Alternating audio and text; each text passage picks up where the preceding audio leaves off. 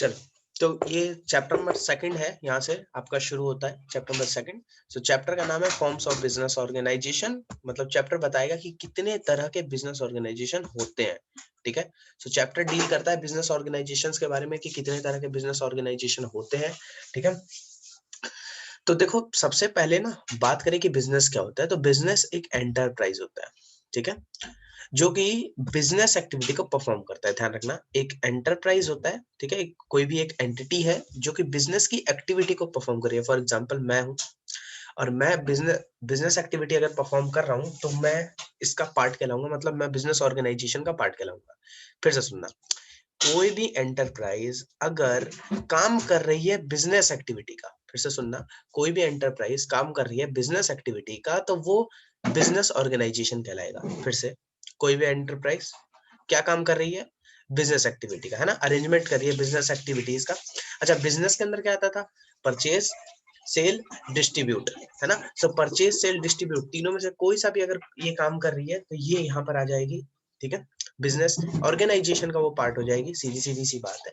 ठीक है, तो क्लासिफिकेशन करने के नाम पे बहुत सारी कैटेगरीज बना रखी है यहाँ पे। तो सबसे पहले बात करें, तीन तरह से मेनली बांट रखा है इसको। सबसे पहले प्राइवेट एंटरप्राइज, पब्लिक एंटरप्राइजेस और ज्वाइंट सेक्टर। सुनना ध्यान से, किसी भी चीज को अगर आम जनता मिलकर चला रही हो, किसी भी चीज को अगर आम जनता मिलकर चला रही है, एक प्राइवेट पर्सन मिलकर चला रहा है, मतलब समझना आम जनता ही, तुम्हारे ओनरशिप जो है या तो तुम्हारे पास है या मेरे पास है या फिर इंडियन किसी भी सिटीजन के पास है। ध्यान रखना, सरकार का कोई भी हस्तक्षेप नहीं होगा। अगर किसी बिजनेस को ओन किया जाए या मैनेज किया जाए किसी भी प्राइवेट पर्सन से, तो वो प्राइवेट एंटरप्राइज होता है।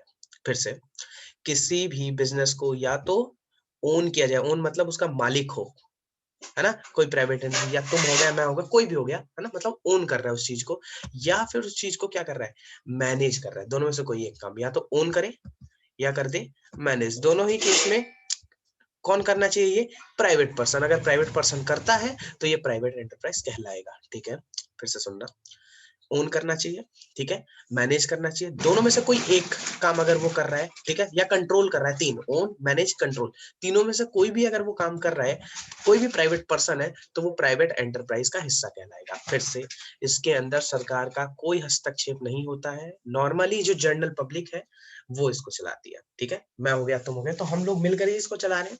ठीक है, तो वो प्राइवेट एंटरप्राइजेस, जैसे प्राइवेट स्कूल हो गए, आप समझते हो, नॉर्मल रिलायंस हो गया, कौन चला रहा है, मुकेश अंबानी, आम जनता, मतलब आम नागरिक है वो देश का, है ना। सरकार का तो कोई हस्तक्षेप नहीं है रिलायंस के अंदर, तो कुल मिला के टाटा हो गया। ठीक है, तो ये सारे प्राइवेट एंटरप्राइजेस कहलाते हैं। ठीक है, बात करते हैं वो एंटरप्राइजेस जिसपे फुल्ली कंट्रोल होता है।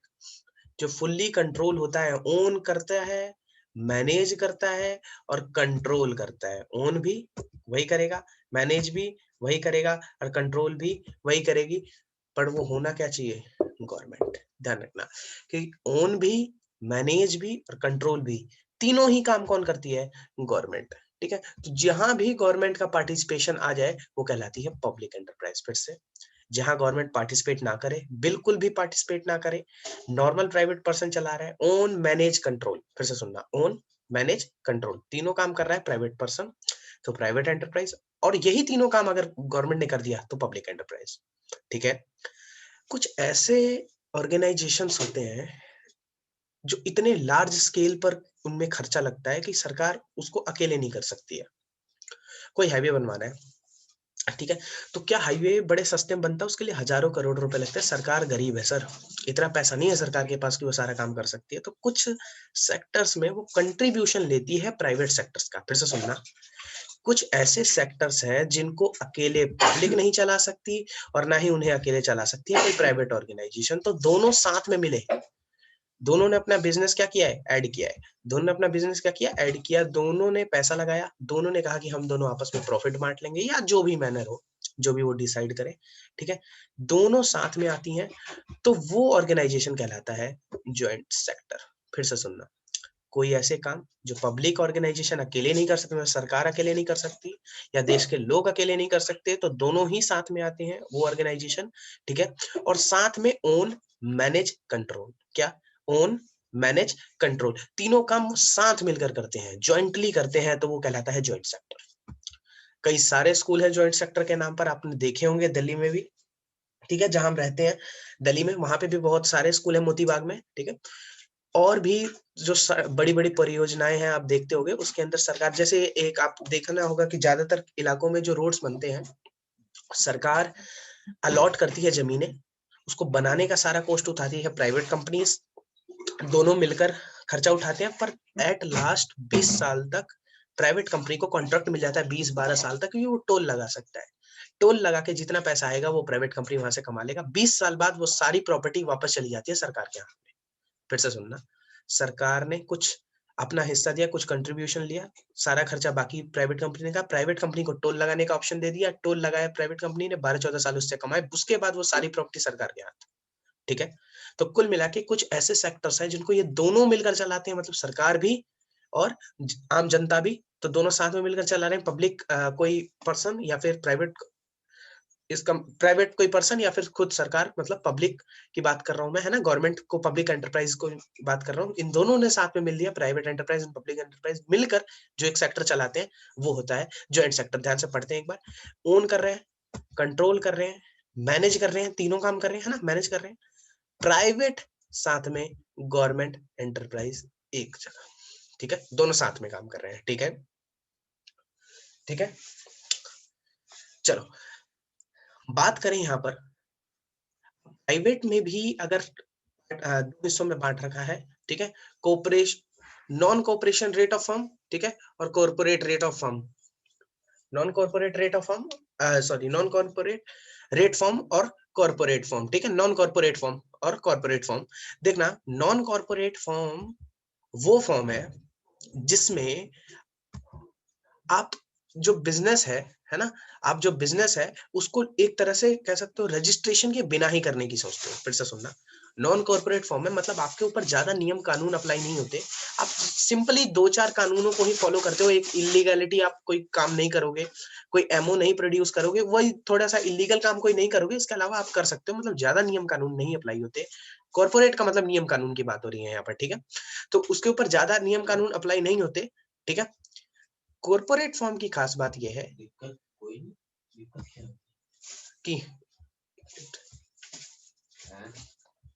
एक मिनट रुक रहा है, एक्चुअल में कॉर्पोरेट में मैंने बताया था कि जिनके ऊपर नियम कानून लगते हैं, ठीक है, बड़े कम मात्रा में, तो वो नॉन कॉर्पोरेट का हिस्सा है, पर कॉर्पोरेट वाले वो होते हैं जिनके ऊपर नियम कानून काफी भारी तगड़े हैं, काफी ज्यादा नियम कानून है उनके ऊपर, उनको बहुत ज्यादा पाबंदियां है उनके ऊपर, उनको सारी चीजें फॉलो करनी पड़ती है। तो यहाँ दोनों चीज को लेके चलेंगे, कॉर्पोरेट जिसपे कम कानून लगे, कॉर्पोरेट जिसके ऊपर ज्यादा कानून लगे, ठीक है, ये ध्यान रखना। सोल प्रोप्राइटरशिप नॉन कॉर्पोरेट का हिस्सा है, बात करते हैं क्या होता है, पार्टनरशिप, ठीक है, और ज्वाइंट हिंदू फैमिली बिजनेस, तीनों के ऊपर डिस्कशन करेंगे। इसमें कोऑपरेटिव सोसाइटी और ज्वाइंट स्टॉक कंपनी बात करेंगे, होते क्या क्या है ना, ये विचित्र नाम जो आपने देख लिया।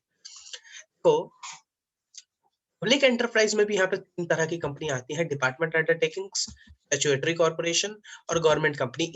इनको हम बात करेंगे चैप्टर 3 में, अभी मैं इनको नहीं पढ़ा रहा, ये चैप्टर 3 के हिस्से हैं, जो चैप्टर 3 में हम इनके ऊपर डील करेंगे, इनके ऊपर बातचीत थोड़ा करेंगे, आगे बढ़ रहा हूं मैं, ठीक है।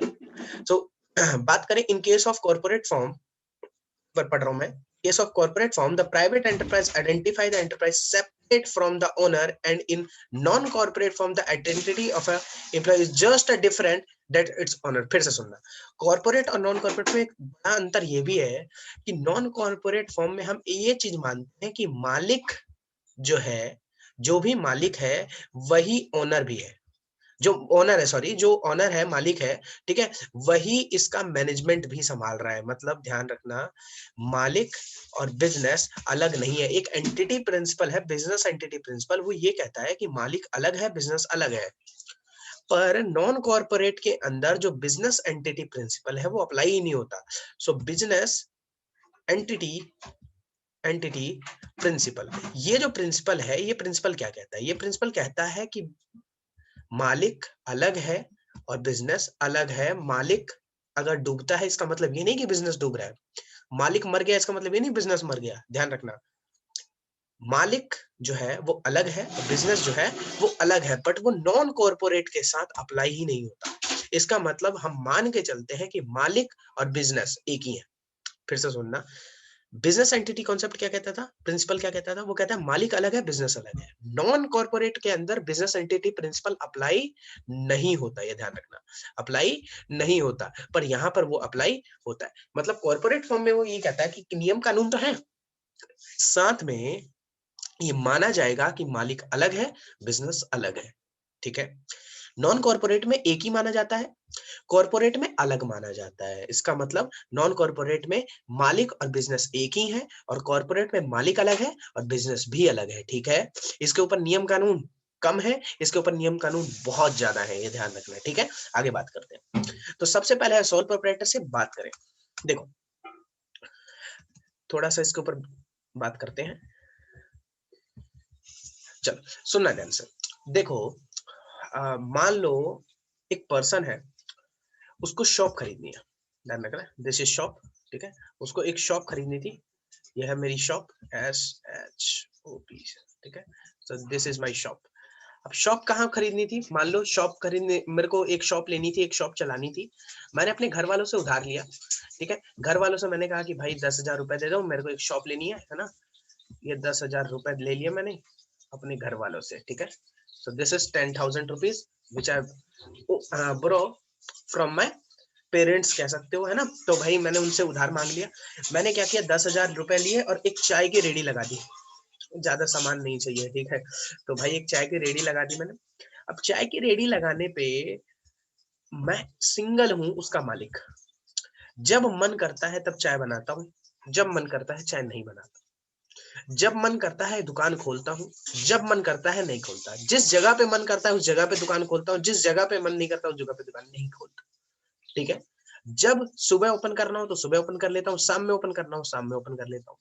फायदा कमाता हूँ तो अकेले कमाता हूँ, नुकसान उठाता हूँ तो अकेले उठाता हूँ, ठीक है। फिर से सुनना, मर्जी है, कभी भी ओपन किया जा सकता है, कभी भी क्लोज किया जा सकता है।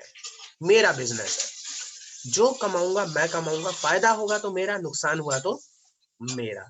अकेले रिस्क ले रहा हूँ, अकेले रिस्क ले रहा हूँ, पैसा कम लगाऊंगा क्योंकि भाई मेरे को डर रहेगा कि हमेशा बिजनेस डूब सकता है, और एक बंदे के पास पैसा ही कितना होगा सर, पैसा ही कितना होगा, ठीक है। तो एक पर्सन ही है तो पैसा भी ज्यादा नहीं होगा। तो ये कुछ विशेष बातें हैं जो एक चाय के रेडी पे अप्लाई होती है, कि अगर मैं एक चाय की रेडी करना चाहता हूँ तो, ठीक है। अगर मैं मर गया तो फिर चाय बनाने वाला मेरे बाद कोई नहीं होगा, तो मतलब मेरे मरते ही मेरा बिजनेस बंद। ये कुछ खास बातें थी जो एक चाय की रेडी वाले पे अप्लाई होती है। मतलब एक सिंगल पर्सन अगर बिजनेस करता है तो ये सारी चीजें उसके ऊपर अप्लाई होती थी। ये चाय की जो रेडी थी, इसके ऊपर ये सारा लॉ अप्लाई होता था जो हमने बात करी, कि भाई मर गया तो बिजनेस बंद, अकेला है तो फायदा भी उठाएगा, नुकसान भी उठाएगा। क्या मेरे जो राज हैं, जो मेरी सीक्रेसी है, वो मेरे किसी और को भी लीक नहीं होने का डर है, भाई अकेला ही मालिक हूँ, जब मन करे क्विक डिसीजन आ जाता है ना, क्विक डिसीजन देता है। तो ये सारी चीजें जो एक चाय की रेडी के ऊपर अप्लाई होती थी, ठीक है। तो चाय की रेडी क्या है, एक सोल प्रोप्राइटरशिप बिजनेस है जहां पर सिर्फ एक ही मालिक होता है, ठीक है, जहां पर सिर्फ एक ही मालिक होता है। तो वो सोल प्रोप्राइटरशिप बिजनेस का ही एक पार्ट है, ठीक है, ये ध्यान रखना। तो सोल प्रोप्राइटरशिप के ऊपर बात करें कि सोल प्रोप्राइटरशिप की मीनिंग क्या है। सॉरी ये थोड़ा नीचे चला गया, एक मिनट। सोल प्रोप्राइटरशिप का मीनिंग क्या है, एक बार इस पे बात करते हैं। कि एक बिजनेस जो है ओन करता है, फाइनेंस करता है, कंट्रोल करता है, कौन, एक सिंगल पर्सन। फिर से सुनना, एक बिजनेस जिसको ओन करने वाला, पैसा लगाने वाला और चलाने वाला एक ही बंदा है सर, सिंगल ओनर है, सिंगल पर्सन है, ठीक है। तो वो सोल प्रोप्राइटरशिप कहलाएगा। अब सोल मतलब होता ही सिंगल, सोल मतलब होता है सिंगल, ठीक है। और प्रोप्राइटर मतलब होता है मालिक, मतलब सोल मतलब एकल होता है, मतलब सिंगल होता है, प्रोप्राइटर मतलब मालिक, मतलब एकल स्वामित्व हिंदी में कहते हैं इसको, ठीक है। सोल प्रोप्राइटर मतलब सिर्फ एक ही मालिक है, तो कंट्रोल करने वाला, पैसा लगाने वाला और उसके कंट्रोल, पैसा लगाने वाला और ओन करने वाला, तीनों जो है वो एक ही पर्सन होता है, ठीक है। तो ये कहलाता है सोल प्रोप्राइटरशिप, ठीक है। इसके बारे में कुछ फीचर है, तो सबसे पहले बात करें फीचर्स में, तो सबसे पहला फीचर तो समझ में आता है कि भैया सिंगल ओनरशिप है ना, कि एक ही बंदा मालिक है। दूसरा, कंट्रोल भी कौन कर रहा है, एक ही पर्सन कर रहा है। क्या मालिक और बिजनेस अलग है, अभी बात करी थी सर, मालिक और बिजनेस एक ही माने जाएंगे, मतलब मालिक मर गया तो बिजनेस भी मर गया, मालिक जिंदा है तो बिजनेस भी जिंदा है, ठीक है। हम मान के चलते हैं कि जो पैसा मालिक का है वो पैसा बिजनेस का है, जो पैसा बिजनेस का है वो पैसा मालिक का है, दोनों ही एक है, दोनों अलग अलग नहीं है। मालिक ही बिजनेस है और बिजनेस ही मालिक है, ठीक है, ये ध्यान रखना, दोनों अलग नहीं है। अनलिमिटेड लायबिलिटी, ये थोड़ा सा कॉन्सेप्ट आप पहली बार पढ़ोगे, इसके बारे में थोड़ा बात करते हैं। देखो, आपने जब लोन लेने बैंक में कोई भी जाता है तो आपसे एक संपत्ति मांगी जाती है, ठीक है? अब मैंने चाय की रेडी के लिए जो 10,000 रुपए थे, मान लो वो मांग लिए मैंने किसी दोस्त से मांग लिए और मेरा बिजनेस डूब गया और वो मुझसे 10,000 रुपए मांगने आया। मैंने कहा बिजनेस तो चला नहीं, पैसा मांगने कैसे आया, पैसा नहीं दूंगा। तो वो मेरा चश्मा, लैपटॉप जिसे पढ़ा रहा हूँ, सब बेचकर वो वसूल कर सकता है। मतलब उसके पास अधिकार है कि वो उस 10,000 रुपए के लिए मेरे घर का सामान बेच सकता है। फिर से सुनना, अनलिमिटेड लायबिलिटी का मतलब होता है जहां पर आपकी लायबिलिटी अनलिमिटेड है। इसका मतलब टू द एक्सटेंट कि अगर आपने लायबिलिटी ज्यादा ओन कर ली तो उस केस में एक पर्सन जिससे आपने लोन लिया है वो आपका फोन, चार्जर, चश्मा सब बेचकर पैसे वसूल कर सकता है। फिर से, आपने किसी बंदे से लोन लिया, वो आपका हर एक चीज बेच सकता है, आपकी पर्सनल प्रॉपर्टी बेच सकता है उस लोन को पे बैक करने के लिए, ध्यान रखना, वापस लेने के लिए, ठीक है? कोई कष्ट, अनलिमिटेड लायबिलिटी, ये ध्यान रखना। अच्छा, इसका अपोजिट होता है लिमिटेड लायबिलिटी। इसका मतलब आपकी संपत्ति लायबल नहीं होती है, आपका चश्मा, फोन, चार्जर नहीं बेचा जाएगा। जितना लोन आपने लिया उसके लिए सिर्फ बिजनेस की प्रॉपर्टी बिकेगी, सिर्फ रेडी बिकेगी मेरी चाय की, पर्सनल प्रॉपर्टी लायबल नहीं है। इसमें सेपरेट लीगल, इसमें अनलिमिटेड में चाय की रेडी भी बिक सकती है, आपका घर भी बिक सकता है, सब बिक सकता है, ठीक है? नो लीगल फॉर्मेलिटीज मतलब आसानी से जब मन करे, जैसे मैंने बात करा था, जिस चौराहे पे मन करे उस चौराहे पे चाय की रेडी लगाई जा सकती है, तो कोई लीगल फॉर्मेलिटीज नहीं है, ठीक है? रिस्क बियरर एक ही पर्सन होता है, मतलब रिस्क भी उठाने वाला एक ही बंदा है और फायदा भी कमाने वाला एक ही बंदा है। मतलब जो रिस्क उठाएगा वही पैसा कमाएगा। सो रिस्क उठाने वाला एक पर्सन, तो फायदा कमाने वाला भी एक पर्सन, ठीक है? फीचर समझ में आती है? ओके। तो मेरिट के ऊपर आ जाए, देखो एक बार फीचर्स के ऊपर फिर बात कर ले। सिंगल ओनर है, एक ही ओनर है, कंट्रोल एक ही बंदा करता है, मालिक और बिजनेस दोनों एक है। अनलिमिटेड लायबिलिटी मतलब लुट गए, फोन, बैटरी, चार्जर, चश्मा बेचकर पैसा वसूल कर लिया जाएगा। लीगल फॉर्मेलिटी नहीं है, आसानी से शुरू और आसानी से बंद किया जा सकता है, और सिंगल पर्सन है जो रिस्क ले रहा है तो रिवार्ड भी उसी को मिलेगा, मतलब प्रॉफिट वो सिंगल ही कमाने वाला है। इसके फायदे हैं, सबसे पहले है आसानी से शुरू और आसानी से कम, कभी भी रेडी लगाना स्टार्ट कर सकते हो किसी भी चौराहे पे, तो इजीली स्टार्ट हो सकता है ना? एक बर्तन ले लो, लग जाओ काम पे, ठीक है? और इजीली क्लोज हो सकता है, कल मन किया बंद कर दो, बंद कर सकते हो। डिसीजन मेरे को ही डिसीजन लेना है सर, किस क्वालिटी की चाय बनानी है, आज अदरक वाली बनानी है या नहीं बनानी है, मेरा डिसीजन है, ठीक है? कब जाऊंगा ड्यूटी पे, ये भी मेरा है कि रेडी लेके कब जाना है, ठीक है? अपना डिसीजन है ना? जब मन करे जाऊंगा, जब मन करे नहीं जाऊंगा। सेंस ऑफ अकम्प्लिशमेंट का मतलब होता है पर्सनल सेटिस्फेक्शन, ध्यान रखना, पर्सनल सेटिस्फेक्शन मतलब मैं जो करना चाहता हूँ मैं वही कर रहा हूँ। एक सोल पर्सन जो करेगा उस हिसाब से रिवार्ड मिलेगा, ज्यादा करेगा ज्यादा मिलेगा, कम करेगा कम मिलेगा, तो सेटिस्फाइड रहता बंदा कि जितना किया उतना तो मिल गया, ठीक है? अनलिमिटेड लायबिलिटी है, मतलब ये वैसे नुकसान है, ये वैसे उसका नुकसान है, ये फायदा नहीं है, ये यहाँ गलत लिख दिया इसने। अनलिमिटेड लायबिलिटी तो नुकसान है कि भाई अगर आप लुट गए तो आपकी पर्सनल प्रॉपर्टी बिक जाएगी। सो अनलायबिलिटी इसको डीमेरिट में पढ़ेंगे, यहाँ पे इसको कट कर लेना, ठीक है? नो लीगल फॉर्मेलिटीज, आपके ऊपर कोई नियम खास कानून नहीं, बस इलीगल बिजनेस नहीं करना चाहिए। इसका मतलब आसानी से ओपन, आसानी से डिसॉल्व, सिंगल रिस्क बियरर है तो प्रॉफिट भी सिंगल बंदे को मिलता है, ठीक है? आगे बढ़ जाते हैं, लिमिटेशन की बात करें, वही सारी चीजें वापस है। देखो, एक बंदा पैसा लगा रहा है, जो आपके पास रिसोर्सेज होते हैं ना, एक पर्सन ही अगर आपके पास पैसा लगा रहा है किसी चीज में, तो आपके पास जो रिसोर्सेज होते हैं वो लिमिटेड होते हैं। एक बंदे के पास कितना पैसा होगा? 2 लाख, 4 लाख, अरे चलो करोड़ रुपए होंगे, पर पूरे इंडिया के पास कितना पैसा है वो सोच के देखो। तो एक सिंगल पर्सन अगर सोल प्रोप्राइटरी से बिजनेस करता है तो बिजनेस के अंदर जो अमाउंट होता है वो काफी कम होता है। मतलब उसकी जो पर्सनल सेविंग है जनरली वो वही यूज करेगा, या छोटा मोटा लोन लेगा। बैंक कितना लोन दे देगी आपको? 12 लाख, 14 लाख, बस, इससे ज्यादा नहीं। पर्सनल प्रॉपर्टी भी तो आपको गिरवी रखनी है, आप भी रिस्क में रहोगे। अनलिमिटेड लायबिलिटी है, बेच सकती है, रखने के बाद तो बेच ही सकती है वो। तो इसका मतलब एक सिंगल पर्सन के पास ज्यादा पैसा नहीं होता, तो बिजनेस का साइज छोटा होता है। अच्छा, वो सारे काम एक साथ नहीं कर सकता। जैसे अब देखे होंगे आपने, बड़ा अगर आप आकाश इंस्टीट्यूट्स की बात करो, बड़े-बड़े इंस्टीट्यूट्स में, तो वहाँ जैसे मैं अपनी वीडियो तो खुद ही रिकॉर्ड करता हूँ, खुद ही पोस्ट कर रहा हूँ, इतनी कुछ क्वालिटी भी अच्छी नहीं है, तो कुछ खास नहीं है, ठीक है? बट अगर आप बड़े इंस्टीट्यूट्स में देखो तो वहाँ पे टीचर पढ़ाने वाले अलग, प्रमोट करने वाले अलग, वीडियो को एडिट करने वाले अलग, पोस्ट करने वाले अलग, तो सारे काम करने के लिए अलग-अलग पर्सन होते हैं वहाँ पे, ठीक है? सारे काम करने वाले अलग-अलग पर्सन होते हैं, तो वहाँ पे मैनेजरियल जो एबिलिटी है वो काफ़ी हाई है। जो चीज़ें की क्वालिटी होती है वो काफ़ी हाई होती है, पर अगर एक सिंगल पर्सन कर रहा है तो वो सारे काम एक साथ नहीं कर पाएगा, या तो कैमरा क्वालिटी अच्छे से नहीं कर पाएगा, या उसको एडिट अच्छे से नहीं कर पाएगा, ठीक है? तो नॉर्मल वो एडिट नहीं कर पाएगा, तो ये सारी चीजें होती हैं, ठीक है? सो मैनेजरियल स्किल उसके पास जो है वो काफी कम है, मैनेजरियल स्किल जो है वो आपके पास काफी कम होता है, ठीक है? ये ध्यान रखना। आगे बढ़ता हूँ, यहाँ पर बात करते हैं अनलिमिटेड लायबिलिटी की। सो अनलिमिटेड लायबिलिटी की अगर बात करें तो हमने फिर बोला कि लायबिलिटी ऐसी है कि अगर आप लुट गए तो आपका फोन, चार्जर, चश्मा सब बेच दिया जाएगा, आपकी पर्सनल प्रॉपर्टी बेच दी जाएगी, रेडी तो बिकेगी बिकेगी, पर्सनल प्रॉपर्टी तक बिक जाएगी। तो अनलिमिटेड लायबिलिटी एक बहुत बड़ा नुकसान है सोल प्रोप्राइटरशिप का।